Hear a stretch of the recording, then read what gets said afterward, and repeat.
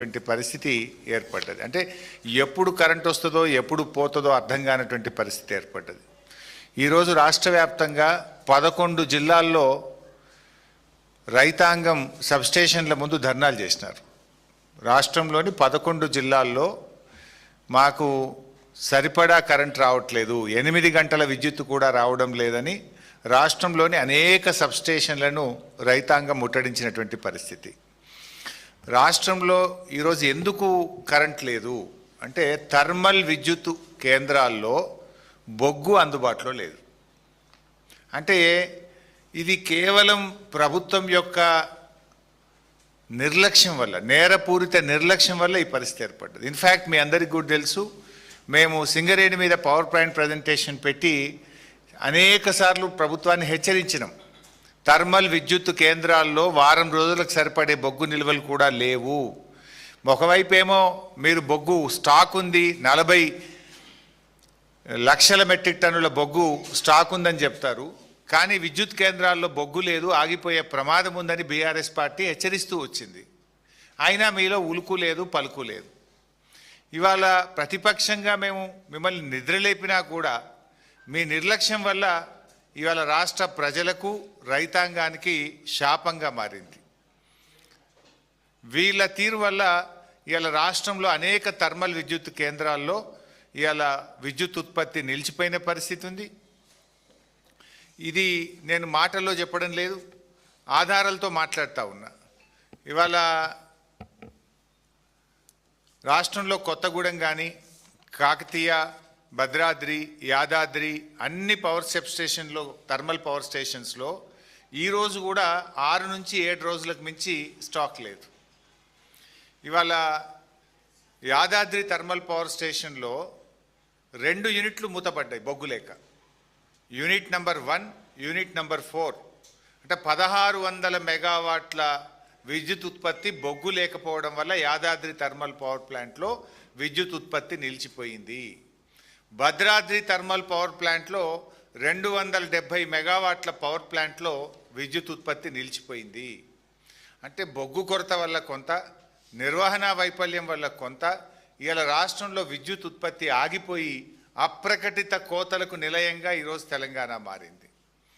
మొత్తం నిజంగా ఈరోజు అసలు విద్యుత్ కోత ఎందుకు ఉండాలండి? ఇదేం సీజన్ కాదు, ఎండాకాలం అంతకంటే కాదు. వాస్తవానికి లోడు కూడా హార్డ్లీ 15,000 మెగావాట్లు ఉంది.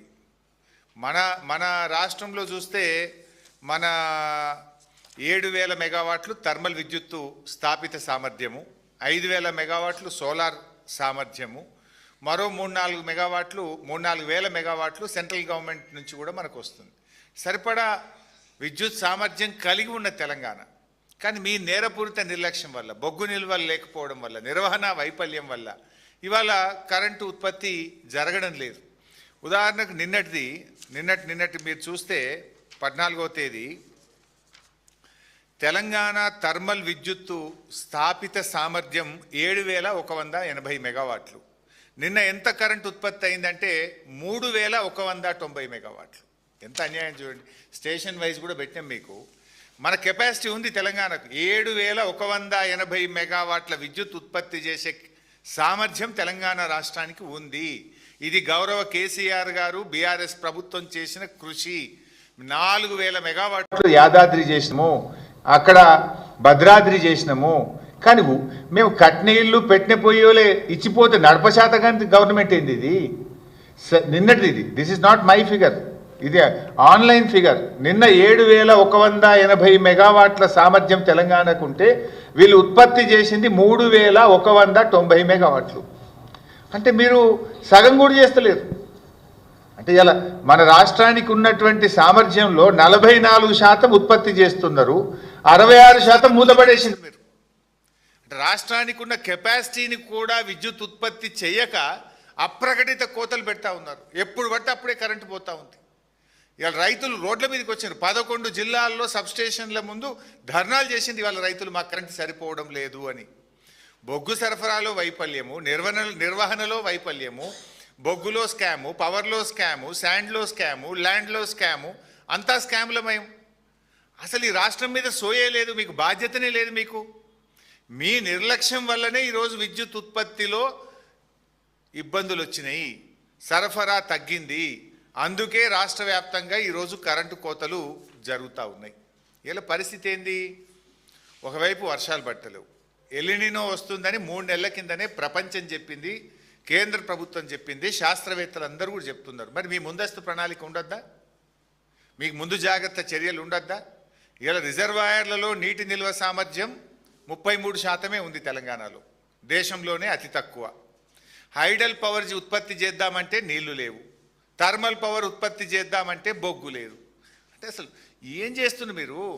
గవర్నమెంట్ నడిపే వాళ్ళకు ఇలా మరి నీళ్లు లేవు, హైడల్ పవర్ ఉండదు ఈసారి, మరి కనీసం థర్మల్ పవర్ అన్న 100% ఉత్పత్తి చేయాలి, దానికి బొగ్గు నిల్వలు స్టాక్ పెట్టుకోవాలి అనే సోయి చేయాల్సిన బాధ్యత లేదా? బొగ్గు మంత్రి, విద్యుత్ మంత్రి 2 బట్టిగారే కదా. ఆనాడు కేసీఆర్ గారు ఉదయం లేవగానే ఖచ్చితంగా రాష్ట్రంలో కరెంటు సరఫరా మీద 5 నిమిషాలు రివ్యూ చేసినాకనే ఆయన దినచర్య ఆ రోజు ప్రారంభమయ్యేది. కానీ ఈ ముఖ్యమంత్రికి, ఉప ముఖ్యమంత్రికి కనీస సోయి కూడా లేకుండా పోయింది.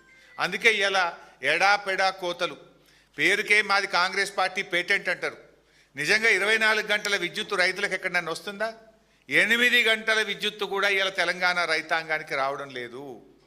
కరువు వస్తుందని ఎప్పటి నుంచో చెప్తున్నా కూడా ఈ ప్రభుత్వానికి నీళ్ళు ఎత్తడం మీద ధ్యాస లేదు, విద్యుత్ ఉత్పత్తి మీద ధ్యాస లేదు.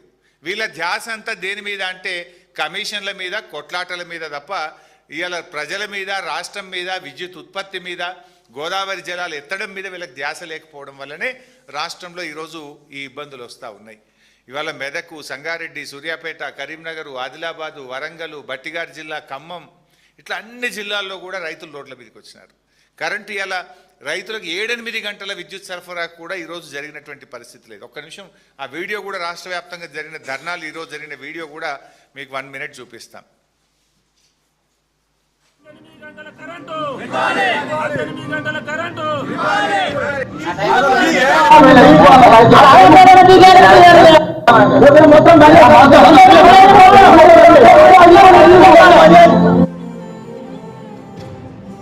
ఇవాళ డేలో కూడా అసలు 6 గంటలు కూడా రావడం లేదు. ఎందుకంటే ప్రతిరోజు ఆ విద్యుత్ అధికారులు అడిగితే ఇవాళ మెయింటెనెన్స్ ఉందని